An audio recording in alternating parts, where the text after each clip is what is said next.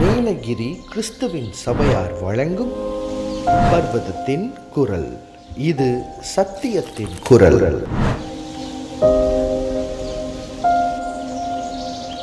Nilgiris Church of Christ presents Voice of the Mount. This is the voice of the truth. எந்தன் கண்மலையானவரே, என்னை காக்கும் தேவநீரே. எந்தன் கண்மலையானவரே, என்னை காக்கும் தேவநீரே. வல்லமை மாட்சிமை நிறைந்தவரே, மகிமைக்கு பாத்திரரே. வல்லமை மாட்சிமை நிறைந்தவரே, மகிமைக்கு பாத்திரரே. ஆராதனை உமக்கே, ஆராதனை உமக்கே, ஆராதனை உமக்கே, ஆராதனை உமக்கே, ஆராதனை உமக்கே, ஆராதனை உமக்கே, ஆராதனை உமக்கே, ஆராதனை உமக்கே. பர்வதத்தின் குரல் தொலைக்காட்சி நேயர்களுக்கு ஆண்டவர் இயேசு கிறிஸ்துவின் வெளியேற பெற்ற நாமத்தில் வாழ்த்துக்கள். இன்றைய நாளில் நமது செய்தியாளர் நீலகிரி கிறிஸ்துவின் சபையினுடைய போதகர் சி பிரசாந்த் சாமுவேல் அவர்கள் தேவ செய்தி அளிக்கும்படியாக இருக்கிறார். அன்பு நேயர்களே, கர்த்தருடைய வார்த்தையை கவனமாய் கேளுங்கள், ஆவிக்குரிய வளர்ச்சியை பெறுங்கள். வாருங்கள், கர்த்தருடைய செய்தியை கேட்கலாம். ஆக தேவனுடைய பிள்ளைகளுடைய வாழ்க்கையில், அதாவது இயேசு கிறிஸ்து சொல்லக்கூடிய இந்த வார்த்தையை நாம் கவனிக்கும் பொழுது, இந்த இடத்துல அவர்கள் சொல்லக்கூடிய ஒரு விஷயம் என்னன்னு கேட்டால், ஆக ஒரு மனுஷனுடைய வாழ்க்கை தாகம் வந்து அவன் கர்த்தரை நோக்கி விண்ணப்பித்ததையும் கர்த்தரை நோக்கி கூப்பிட்டதையும் நாம் தண்ணீர் குடிக்கும் பொழுது நம்முடைய தாகம் தீர்க்கப்படுகிறது. அதே போல் இந்த உலகத்தில் தேவன் மேலே தாவீது சொன்னது போல, ஜீவனுள்ள தேவன் மேலே மனிதர்களுக்கு எப்படி தாகம் உண்டாயிற்றோ அதே போல இயேசு கிறிஸ்துவுக்கு உண்டானது. காரணம், கிறிஸ்துவுக்குள் பிரியமான தேவனுடைய பிள்ளைகளே, உங்கள் யாவரையும் இயேசு கிறிஸ்துவின் இனிய நாமத்தினாலே நான் உங்களை வாழ்த்துகிறேன். இன்றைய நாளிலே ஆண்டவராய் இயேசு கிறிஸ்துவுடைய வாழ்க்கையில் நடந்த சில விஷயங்களை நாம் தொடர்ச்சியாக நாம் பார்த்துட்டு வரோம்.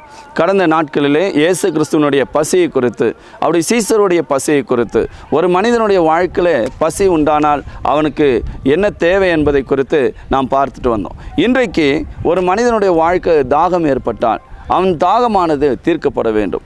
ஒரு மனிதருக்கு இன்றைக்கு தண்ணீரானது தாகத்தை தீர்க்கக்கூடிய முக்கியமான ஒன்றாக இருக்கிறது. ஆக இயேசு கிறிஸ்துவின் நாட்களிலே இயேசு தன்னுடைய போதனையை சொல்லும்பொழுது, நான் தாகமாக இருந்தேன், என் தாகத்தை தீர்த்தீர்கள் என்று ஒரு இடத்துல சொல்லுகிறதை நாம் பார்க்கிறோம். பரிசுத்த வேதாந்தத்தில் நாம் பார்க்கும்பொழுது, மத்தேயு எழுதின சுவிசேஷத்தில் ஆண்டவர் இயேசு கிறிஸ்து சொல்லும்பொழுது, அங்கு 25ஆம் அதிகாரம் 35வது வசனத்தை நாம் பார்க்கும்பொழுது, நான் பசியாக இருந்தேன், எனக்கு போஜனம் கொடுத்தீர்கள், நான் தாகமாக இருந்தேன், என் தாகத்தை தீர்க்க வந்தீர்கள், நான் அந்நியனாக இருந்தேன், என்னை சேர்த்து கொண்டீர்கள் என்று இயேசு கிறிஸ்து அந்த இடத்துல சொல்லுகிறதை நாம் பார்க்கிறோம். மத்தேயு எழுதின சுவிசேஷத்தில் 25ஆம் அதிகாரம் 42ஆம் வசனத்தை சொல்கிறாரு, நான் பசியாக இருந்தேன், நீங்கள் எனக்கு என்ன கொடுக்கல, போஜனம் கொடுக்கவில்லை என்றிருக்கிறார். அதே நான் தாகமாக இருந்தேன், என் தாகத்தை நீங்கள் தீர்க்கவில்லை என்று அங்கே சொல்கிறதை நாம் பார்க்கிறோம்.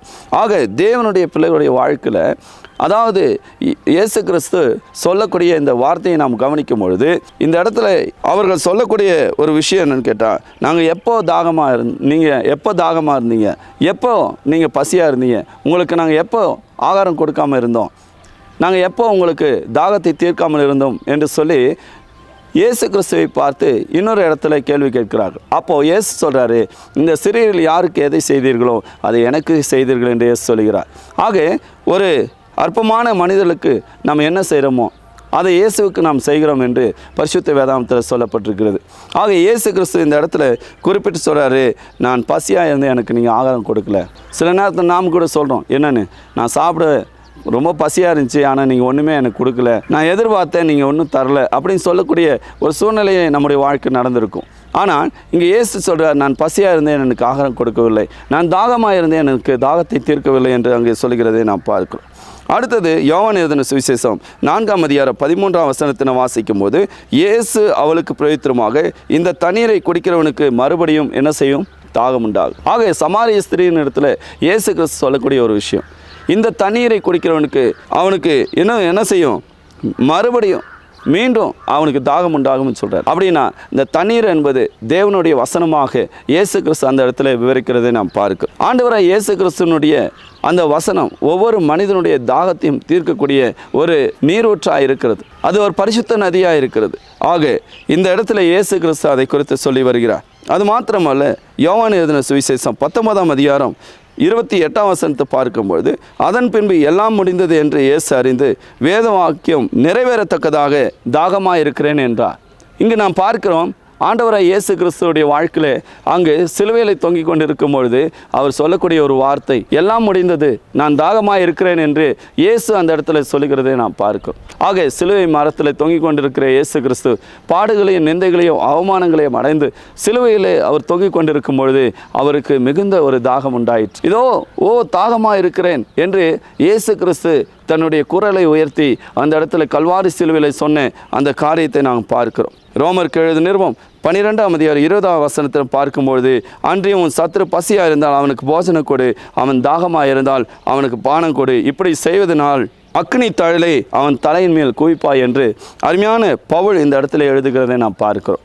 ஆக உன் சத்துரு பசியாக இருந்தால் அவனுக்கு ஆகாரம் கொடு, அவன் தாகமாக இருந்தால் அவனுக்கு தண்ணீர் கொடு, இப்படி செய்வதனாலே அவன் மேலே அவன் தலையின் மேல் அக்னி தழலை குவிப்பாய் என்று பவுல் இந்த இடத்துல பரிசுத்த ஆவியானவரை உதவி கொண்டு அவர் சொல்லிக் கொண்டு வருகிறதை நாம் பார்க்கிறோம். யோவான் எழுதின சுவிசேஷம் 6ஆம் அதிகாரம் 35ஆம் வசனத்தை பார்க்கும்போது, இயேசு அவர்களை நோக்கி, ஜீவப்பம் நானே, என்னிடத்தில் வருகிறவன் ஒரு காலம் பசையடையான், என்னிடத்தில் விசுவாசமாக இருக்கிறவன் ஒரு காலம் தாகமடையான் என்று சொல்கிறார். ஆக என்னிடத்தில் விசுவாசமாக இருக்கிறவன், என்னை நம்புகிறவன், என்னை ஏற்றுக்கொள்கிறவன், என்னோடு இருக்க விரும்புகிறவன், அவன் ஒரு காலம் தாகமடையான், அவனுக்கு தாகம் வராது என்று இயேசு அங்கு சொல்லுகிறதை நாம் பார்க்கிறோம். ஆக கர்த்தருடைய பிள்ளைகளுடைய வாழ்க்கையில் நாம் என்றைக்கு நாம் இயேசுவினிடத்தில் வருகிறோமோ அன்றைக்கு நமக்கு தாகமே உண்டாகாது என்பதை இயேசு இந்த இடத்தில் வலியுறுத்துகிறார். அடுத்ததாக நாம் பார்க்கும்பொழுது யோவான் எழுதின சுவிசேஷத்தை நாம் பார்க்கும்பொழுது 19ஆம் அதிகாரம் 28ஆம் வசனத்தை பார்க்க, அதன் பின்பு இயேசு எல்லாம் முடிந்தது என்று இயேசு அறிந்து வேத வாக்கியம் நிறைவேறத்தக்கதாக நான் தாகமாக இருக்கிறேன் என்று அங்கு சொல்லுகிறதை நாம் பார்க்கிறோம். நியாயாதிபதிகள் புத்தகம் 4ஆம் அதிகாரம் 19ஆம் வசனத்தை நாம் பார்க்கும்பொழுது, அவன் அவளை பார்த்து, குடிக்க எனக்கு கொஞ்சம் தண்ணீர் தாகமாக இருக்கிறேன் என்றான். அவள் பால் துருத்தியை திறந்து அவனுக்கு குடிக்க கொடுத்து திரும்பவும் அவனை மூடினாள் என்று நாம் பார்க்கிறோம். ஆக தாகமாக இருக்கிற ஒரு மனிதன் தன் தாகத்தை தீர்க்க எனக்கு தண்ணீர் கொடு என்று கேட்கிற அந்த சூழ்நிலையை நியாயாதிபதிகள் புத்தகத்தில் நாம் பார்க்கிறோம். அடுத்ததாக நாம் பார்க்கும்போது நியாயாதிபதிகள் 15ஆம் அதிகாரம் 18ஆம் வசனத்தை பார்க்கும்போது, அவன் மிகவும் தாகமடைந்து கர்த்தரை நோக்கி கூப்பிட்டு, ஆக ஒரு மனுஷனுடைய வாழ்க்கை தாகம் வந்து அவன் கர்த்தரை நோக்கி விண்ணப்பித்ததையும் கர்த்தரை நோக்கி கூப்பிட்டதையும் கர்த்தரை நோக்கி கேட்டதையும் இந்த வசனத்தின் மூலமாக நாம் பார்க்கிறோம். ரூத் புஸ்தகம் 2ஆம் அதிகாரம் 9ஆம் வசனத்தை நாம் பார்க்கும்பொழுது, உனக்கு தாகம் எடுத்தால் தண்ணீர்களுக்கு அண்டைக்கு போய் வேலைக்காரர் மொண்டு கொண்டு வருகிறதிலே குடிக்கலாம் என்றான். இங்கே ரூத்தின் புஸ்தகத்தை நாம் வாசிக்கிறோம். இங்கு ஒரு மனிதன் சொல்லுகிறதை நாம் பார்க்கிறோம். உனக்கு தாகம் எடுத்தால், உனக்கு ஒருவேளை தாகம் உண்டானால் நீ என்ன செய், தண்ணீர் இருக்கக்கூடிய அந்த குடங்கள் அண்டைக்கு போய் வேலைக்காரர் மொண்டு கொண்டு வருகிறதுல நீங்கள் என்ன செய்யலாம், குடிக்கலாம். நம்ம கூட சொல்கிறோம் இல்லையா, அங்கே பாத்திரம் இருக்குது, அங்கே தண்ணீர் இருக்குது, நீங்கள் போய் குடிக்கலாம். நீங்கள் இங்கே போனீங்கன்னா அங்கே தண்ணீர் பிடிச்சி நீங்கள் உங்கள் தாகத்தை தீர்த்துக்கலாம். நீங்கள் அங்கே போனால் உங்களுக்கு தண்ணீர் இருக்கிறது, இப்படியெல்லாம் நம்ம சொல்கிறோம். அதே போல் தான் இந்த இடத்துல ரூத் புஸ்தகத்தில் வாசிக்கிறோம். உனக்கு தாகம் எடுத்தால் தண்ணீர் குடங்கள் இருக்கக்கூடிய அந்த இடத்துக்கு போய் அதில் மொண்டு நீ உன் தாகத்தை தீர்த்து கொள்ளலாம் என்று அங்கு சொல்லுகிறதை நாம் பார்க்கிறோம். சங்கீத புஸ்தகம் 42ஆம் அதிகாரம் 2ஆம் வசனத்தை நாம் பார்க்கும்போது, என் ஆத்மா தேவன் மேலேயே தாகமாக இருக்கிறது, நான் எப்பொழுது தேவனுடைய சந்நிதியில் வந்து நிற்பேன் என்று தாவீது இங்கு கூறுகிறதை நாம் பார்க்கிறோம். ஆக தாவீதுடைய ஆத்மா தேவன் மேலே எப்படி இருந்தது, தாகமாக இருந்தது. கர்த்தருடைய பிள்ளைகளுக்கு ஒரு தாகம் வேண்டும். ஆண்டவர் மேலே, ஆண்டவருடைய வார்த்தையின் மேலே, ஆண்டவருடைய காரியங்கள் மேலே, ஆண்டவருடைய பிரகாரங்கள் மேலே ஒரு தாகம் இருக்க வேண்டும். நான் இதை செய்யணும், ஆண்டவருக்காக இப்படி வாழணும், ஆண்டவருக்காக என் வாழ்க்கையில் ஜீவிக்கணும் என்கிற ஒரு தாகம் நமக்குள்ளாக, ஒரு ஏக்கம் நமக்குள்ளாக இருக்க வேண்டும். அதை தான் தாவீது சொல்கிறேன், என் ஆத்மா தேவன் மேலே ஜீவனுள்ள தேவன் மேலேயே தாகமாக இருக்கிறது என்று அங்கு சொல்கிறார். சங்கீத புஸ்தகத்தை நான் வாசிக்கும்பொழுது தாவீது அரசன் அங்கு சொல்லும்பொழுது அவர் சொல்கிறார், 63ஆம் அதிகாரத்தில் நாம் பார்க்கும்பொழுது அங்கு சொல்லப்படுகிறது, தேவனே நீர் என்னுடைய தேவன், அதிகாலமே உம்மை தேடுகிறேன், வறண்டதும் விடாய்த்ததும் தண்ணீரற்றதுமான நிலத்திலே என் ஆத்மா மேல் தாகமாக இருக்கிறது, என் மாம்சமானது உம்மை வாஞ்சிக்கிறது என்று தாவீது சொல்கிறதை நாம் பார்க்கிறோம். அது மாத்திரமல்ல, சங்கீதம் 107ஆம் அதிகாரம் 5ஆம் வசனத்தில் பார்க்கும்போது பசியாகவும் தாகமாகவும் ஆத்மா தோய்ந்ததாகவும் அலைந்து திரிந்தார்கள் என்று நாம் பார்க்கிறோம். சில நேரங்களிலே சிலர் தங்களுடைய வாழ்க்கையில் ஆத்மாக்கள் தோய்ந்து போகத்தக்கதாக அவர்கள் பசியிலும் தாகத்திலும் இருந்தார்கள் என்று இந்த வசனம் சொல்கிறது என்று நாம் பார்க்கிறோம். அலைந்து திரிந்தார்கள் என்று நாம் பார்க்கிறோம். பொதுவாகவே தண்ணீர் இல்லைன்னா அலைஞ்சு திரிவாங்க. பசி என்று வரும்பொழுது மனிதர்கள் ஏதாவது கிடைக்குமான்னு சொல்லி அலைந்து திரிகிறதை நாம் பார்க்கிறோம். சங்கீதம் 107ஆம் அதிகாரம் 5ஆம் வசனத்தை பார்க்கும் பொழுது பசியாகவும் தாகமாகவும் ஆத்மா தோய்ந்ததாகவும் அவர்கள் அலைந்து திரிந்தார்கள் என்று நாம் பார்க்கிறோம். சங்கீதம் 143ஆம் அதிகாரம் 6ஆம் வசனத்தில் பார்க்கும்பொழுது என் கைகளை உமக்கு நேராக விரிக்கிறேன், வறண்ட நிலத்தை போல என் ஆத்மாவும் மேல் தாகமாக இருக்கிறது என்று அங்கு சொல்கிற காரியத்தை நாம் அங்கு கவனிக்கிறோம். நீதிமொழி புஸ்தகம் 25ஆம் அதிகாரம் 21ஆம் வசனத்தை பார்க்கும்பொழுது உன் சத்துரு பசியாக இருந்தால் அவனுக்கு புசிக்க ஆகாரம் கொடு, அவன் தாகமாக இருந்தால் அவனுக்கு தண்ணீர் கொடு என்று நீதிமொழி புஸ்தகத்தில் சாலமோன் ஞானி எழுதுகிறதை நாம் பார்க்கிறோம். ஆக கிறிஸ்துவுக்குள் பிரியமான தேவனுடைய பிள்ளைகளை, இந்த நாளிலே கேட்ட இந்த செய்தியின் மூலமாக நம்முடைய வாழ்க்கையில் தாகம் என்பது என்ன, அந்த தாகமானது மனுகுலத்தில் கடந்து வந்து ஆண்டவராய் இயேசு கிறிஸ்துவுக்கும் உண்டானது என்பதை குறித்தும் நாம் பார்த்தோம். ஏசாயா 29:8 நாம் வாசிக்கிறோம், ஏசாயா 32:6 நாம் வாசிக்கிறோம், ஏசாயா 55:1 நாம் வாசிக்கிறோம். அதே போல் ஓசியா 4ஆம் அதிகாரம் 8ஆவது வசனத்தில் பார்க்கும்பொழுது அவர்கள் என் ஜனத்தின் பாவத்தை தின்று அவருடைய அக்கிரமத்தின் பேரில் பசிதாகமாய் இருக்கிறார்கள் என்று அங்கு சொல்கிறதை நாம் பார்க்கிறோம். கிறிஸ்துவுக்குள் பிரியமான தேவனுடைய பிள்ளைகளை, இன்றைக்கு கர்த்தருடைய வார்த்தையை கவனித்த உங்களுடைய வாழ்க்கையிலும் என்னுடைய வாழ்க்கையிலும் இந்த தாகம் என்பது இருக்கிறது. நாம் தண்ணீர் குடிக்கும் பொழுது நம்முடைய தாகம் தீர்க்கப்படுகிறது. அதே போல் இந்த உலகத்தில் தேவன் மேலே தாவீது சொன்னது போல ஜீவனுள்ள தேவன் மேலே என் ஆத்மா தாகமாக இருக்கிறது. உங்களுக்கு ஆண்டவருடைய வசனத்தின் மீது ஒரு தாகம் இருக்கும் பொழுது, ஆண்டவருடைய காரியங்கள் மீது நீங்கள் தாகமாக இருக்கும்பொழுது, ஆண்டவரோடு வாழ வேண்டும் என்கிற ஒரு தாகம் உங்களுக்கு உண்டாகும் பொழுது நிச்சயமாகவே ஜீவ தண்ணீரானது உங்களுடைய தாகத்தை தீர்த்து உங்களை நித்தியத்திற்கும் உங்களை பரலோகத்திற்கும் அழைத்து செல்வதற்கு அது ஏதுவாக இருக்கும். ஆக இந்த உலகத்தின் தண்ணீர் ஒரு மனுஷனுடைய சரீரத்தின் தாகத்தை அது போக்கும். ஆனால் தேவனுடைய பிள்ளைகளுடைய வாழ்க்கையில் இருக்கக்கூடிய அந்த ஆவிக்குரிய தாகம், ஆவிக்குரிய ஒரு வாஞ்சை, ஆவிக்குரிய ஒரு ஏக்கம், ஆவிக்குரிய ஒரு காரியம் அவருடைய வாழ்க்கை நித்திய ஜீவனையும் நித்திய ஆசீர்வாதத்தை அதை கொண்டு வரும். ஆக இந்த நாடு செய்தியின் மூலமாக நாம் கவனித்தது இயேசு கிறிஸ்துவுக்கும் தாகம் உண்டாயிற்று என்று நாம் பார்க்கிறோம். மனிதர்களுக்கு எப்படி தாகம் உண்டாயிற்றோ அதே போல இயேசு கிறிஸ்துவுக்கு உண்டானது. காரணம், அவர் மாம்சீகமாக இந்த உலகத்தில் வந்ததினாலே. ஆக இந்த நாளுடைய செய்தி உங்களுக்கு ஆசீர்வாதமாக இருக்கும் என்று கர்த்தருக்குள் விசுவாசிக்கிறேன். தேவன் தாமே உங்களை அதிகமாய் ஆசீர்வதிப்பாராக. ஆமென், ஆமென். இந்த நாளிலே நாம் கர்த்தருடைய சமூகத்தில் நாம் ஜெபித்து இந்த நாடு செய்தியை நாம் நிறைவு செய்வோம். நாம் தலை தாழ்த்தி நாம் ஜெபிப்போம். எங்களை நேசிக்கிற நல்ல பிதாவே, மீண்டுமாக உடைய சமூகத்தில் எங்களை தாழ்த்துகிறோம். இந்த நாடுடைய செய்தியை கவனித்த உடைய பிள்ளைகளையும் அவருடைய குடும்பங்களையும் நீர் ஆசீர்வதியும். அவருடைய பொருளாதாரத்திலே ஆசீர்வாதத்தை நீர் கட்டளையிடும். வியாதியிலும் பலவீனத்திலும் போராட்டத்திலும் வாழ்ந்து கொண்டிருக்கிற ஜனங்களுக்கு உடைய சமாதானத்தை நீர் தாரும். உடைய பிள்ளைகளுடைய கண்ணீரை நீர் துடைத்து அவளுக்கு ஆறுதல் செய்வீராக தகப்பனே. உடைய பிள்ளைகளுடைய தேவைகள் என்ன என்பதை நீர் அனுதினமும் சந்தித்து அனுதினமும் அதை அறிந்து உடைய பிள்ளைகளுடைய நாவில் சொல் பிறவாதற்கு முன்பாக உங்கள் தேவைகளை அறிந்திருக்கிறேன் என்று சொன்ன தேவன் உடைய பிள்ளைகளுடைய தேவைகளை நீ சந்திக்க வேண்டுமா நாங்கள் செபிக்கிறோம். உடைய பிள்ளைகள் பிதாவை படுக்கையிலே வியாதியாய் கிடக்கிற பிள்ளைகளுக்காக நாங்கள் செபிக்கிறோம். அந்த படுக்கையிலிருந்து அவளை எழுப்பி அவளை சுகப்படுத்தும்படியாக நாங்கள் கெஞ்சுகிறோம்.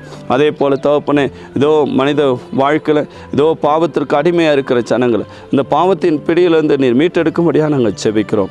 அதே போல் இந்த நாட்களில் கூட பிதாவே, உம்மை அறியாத ஜனங்கள், உம்மை ஏற்றுக்கொள்ளாத ஜனங்களை நீர் பிதாவே அவர்கள் உம்மை அறிந்து கொள்ளவும், நீர் எப்படிப்பட்டவர் என்பதை புரிந்து கொள்ளவும், நீர் எப்படிப்பட்ட ஒரு வல்லமுள்ள தேவன் என்பதை அறிந்து கொள்ளவும் நீர் கிருபைத்தார். உடைய பிள்ளையுடைய பொருளாதாரத்தில் அவருடைய வேலையிலே ஆசீர்வாதத்தை நீர் கட்டளையிடும். உடைய பிள்ளையுடைய குடும்பத்தில் பிள்ளைகள் மத்தியில் அவருடைய படிப்பில் வளர்ச்சியில் வாலிபத்தில் ஒரு ஆசீர்வாதத்தை நீர் கொடுத்துள்ளோம். உடைய பிள்ளையுடைய கூடாரத்தை விசாரிக்கும் பொழுது அங்கு குறைவில்லாத ஒரு ஆசீர்வாதத்தை நீர் கொடுத்துள்ளோம். தொடர்ந்து காத்துக்களும் வழிநடத்தும். இயேசு கிறிஸ்துவின் இனிய நாமத்தில் இவர்களை மன்றாடி வேண்டிக் கொள்கிறேன் நல்ல பிதாவே. ஆமென், ஆமென்.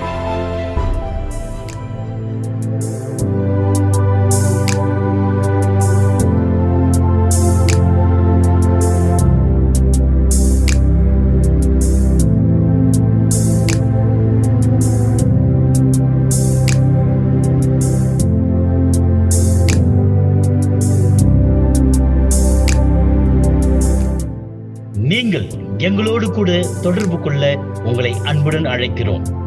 தொடர்பு கொள்ள வேண்டிய முகவரி: போதகர் C. Prashanth Samuel, Nilgiri church of Christ, mission hills, TDK road, Coonoor, Nilgiri மாவட்டம், தமிழ்நாடு. நீங்கள் ஒவ்வொரு ஞாயிற்றுக்கிழமை தோறும் புதிய ஏற்பாட்டின் உபதேசத்தின்படி ஞாயிறு காலை 9 மணிக்கு பொது தொழுகையும், 11 மணிக்கு சிறுவர் வேத வகுப்பும், ஞாயிறு காலை 11:30க்கு சகோதரிகள் ஐக்கிய கூட்டமும், ஒவ்வொரு ஞாயிற்றுக்கிழமை மதியம் 12 மணிக்கு மேல் மருத்துவமனை ஊழியமும், வாலிபருக்கான ஆலோசனை கூட்டமும் நடைபெறும். நீங்கள் எங்களோடு கூட தொடர்பு கொண்டு தேவனுடைய நாமத்தை மகிமைப்படுத்த அன்புடன் அழைக்கிறோம். கிறிஸ்துவின் சபையார் உங்களை வாழ்த்துகிறார்கள்.